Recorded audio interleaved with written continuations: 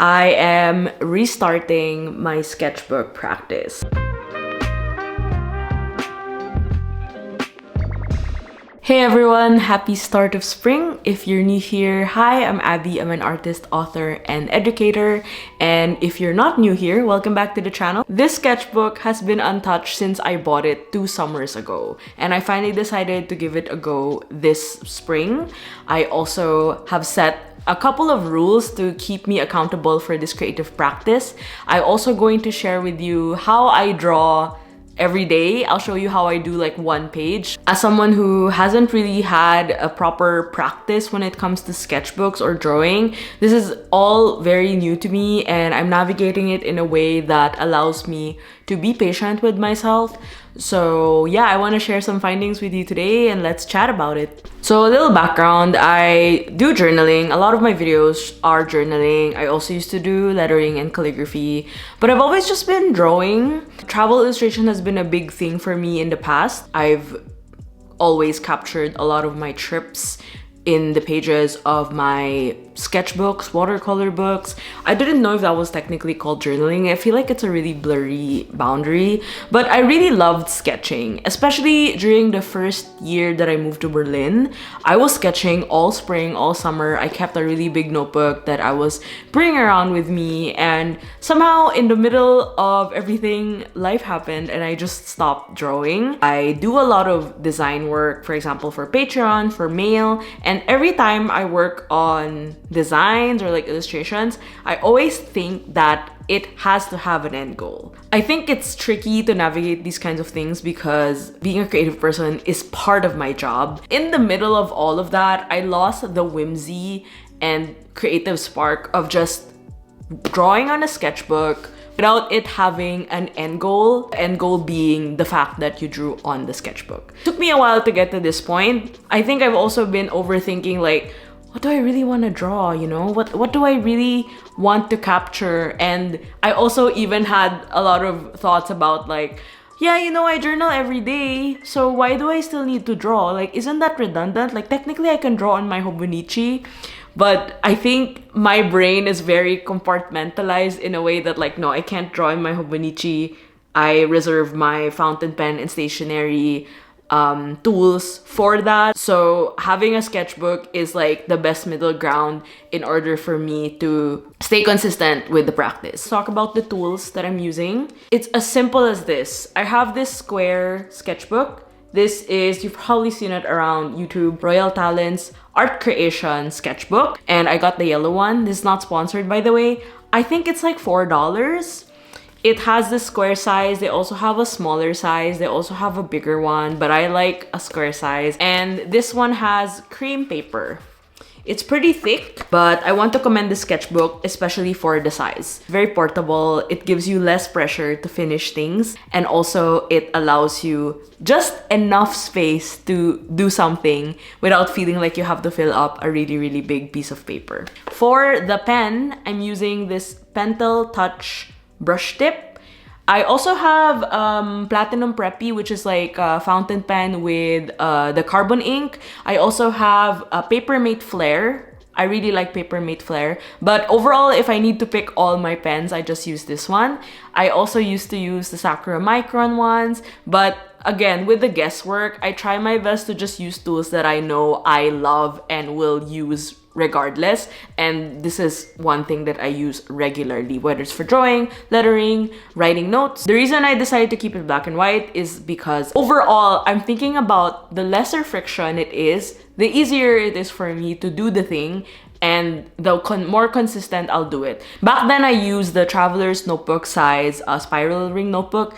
I think that was too big, especially because when I go out to sketch, I try to bring as little as possible.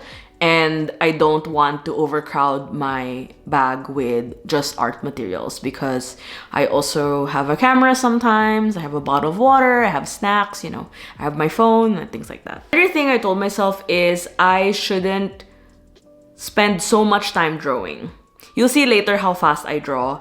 And I also got a lot of questions because I shared this on Instagram, like a peek of the sketchbook, like why do I draw so well or how I got into drawing.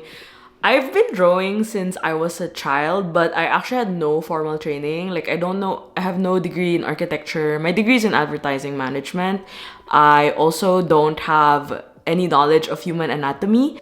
So I like to draw objects. So what are objects? Usually still life, coffee cups, food, nature. I like drawing nature a lot because it's very flowy and you can interpret it in so many ways. Like, you can see a tree, but you don't have to draw the whole tree. You can just kind of capture like snippets of it and curate that in order for you to register it as like a drawing on your sketch. Does that make sense? Maybe I should do a tutorial, but I don't really have a very like systematic way of drawing. I literally just draw what I see, but I think it helps to draw what you like. So apart from drawing what I like, I try to keep it as short as possible because the more detailed a drawing is and the more time I spend on it, the more I overthink, and the goal is not to overthink sketching, and the goal of this practice is also not to think about it as it has to be perfect. And as much as possible, I try to draw on site if I have my sketchbook and if the circumstances allow. But if not, I'll just kind of capture something from the day and use that as a reference point. So again, simplicity is key. I'm excited. This is something that has kind of anchored me in this season because I don't really feel as excited as everyone else with spring. Like, everyone I know is like very geared up for projects or like socializing and like going out, and I just want to draw. I want to draw. I want to make deep creative work.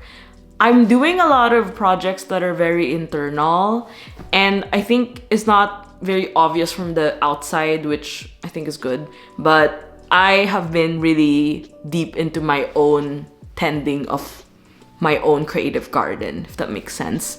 And speaking of gardens and growth and creativity, I also wanted to share that my Patreon this month got a little glow up.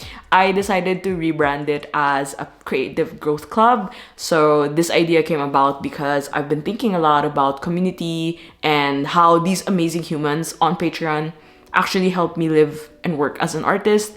And as a creator, it can be a little lonesome to just, you know, like, okay, hi, hey guys, this is what I'm up to, doing this and that. And then I realized that Patreon had a lot of new features that I haven't really maximized. So they have group chats, and then I need to figure out the whole live stream setup. I wanted to foster a stronger creative community on Patreon. The tiers are still the same. There is a monthly mail that is dedicated to creative growth for this month, so it's very growth spring themed. And then apart from that, there is a new tier called Coffee where I share a lot more behind the scenes. And then I decided to keep the $1 tier for it to be called Sunflower because, you know, seeds. So, you know, it might not be a lot, but it's still a tip jar, and I appreciate any form of support. And then of course we have the journal tier.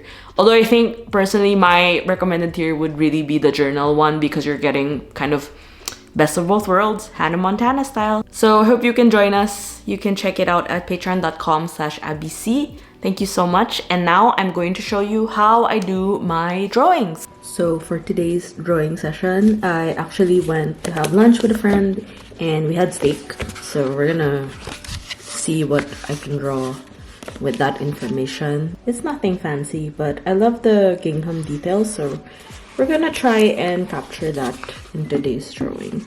I don't really know how to explain how I draw. I mostly kind of just look at what I'm drawing and kind of make sense of the shapes. And in theory, I would have had my watercolors, but you know, it's also a matter of like setting these things up. And the idea is not to make some kind of artwork from this, but to just have the practice and exercise the habit of drawing daily. Like, what is, I don't know, does this look like steak? I have no idea.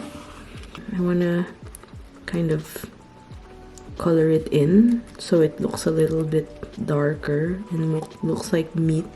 This is the garlic bread. Thereabouts. You get the idea. I wanted to draw the plate around, and the plate had a nice like red edge, so I think I'm gonna emphasize a little bit of that here.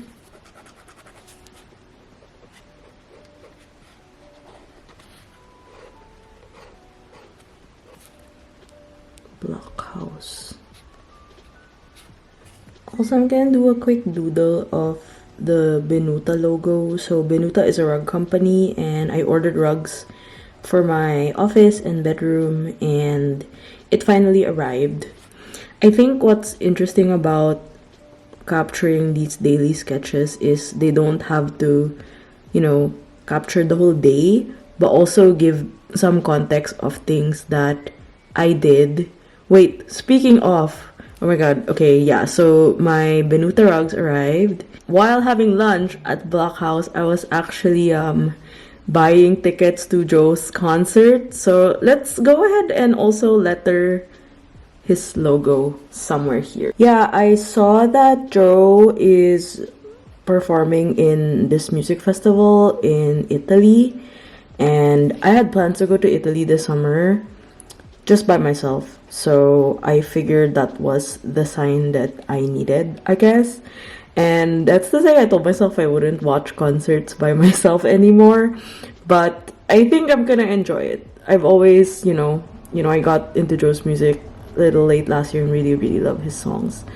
So also I have a huge crush on him, so it makes sense to see him. Supposed to be past this J.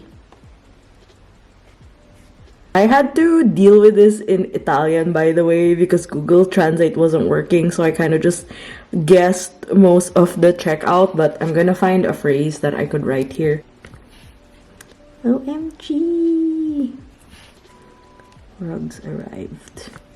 I don't really write that much here. I think I just try to keep it as simple as possible, and I think that's a pretty much finished sketch for the day. So this is the final artwork. I love that it kind of blends through from the previous day, and then this is the current day. And at first I was just like, oh, I'll just do this Blockhouse one, then I just kind of added a lot of the typography ones. I forgot to add that I really like to draw typography too, so that I think will be a huge part of the subjects that I'm going to draw. Also, just a reminder, I think sketchbook as a term is so loose. Like, there can be so many different meanings of a sketchbook.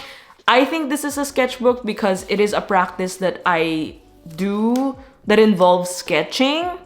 But other people use sketchbooks for, processing ideas, doing rough drafts. So it's still important to figure out what your intentions are and what your goals are for the sketchbook practice. And I'm also not here to be like, you should buy this notebook. I like this notebook, but if you find something that's more suitable for you, let's say a thinner pocket notebook that you can take around wherever you go, or something that fits your traveler's notebook cover or your Hobonichi, then might as well go for it. I think ultimately, this is an exercise in paying attention and also being more mindful. It may not be a lot, but 10 minutes of drawing just gives me a little bit of respite from all the work I've been doing, typing on the computer, being a fully fledged adult. I hope you try it out and let me know what your sketchbook practice is. I love to know. I feel like I'm so new to this, but also not. So I'm really excited to dive into basically bringing back an older version of me who used to draw more frequently. Well, that's it for today's video. Just wanted to keep it short and sweet, but I'm excited to show you around some side quests that I've been going through this spring, as well as some cleaning. So you'll see that in future videos. I will see you next time and take care, everyone. Bye!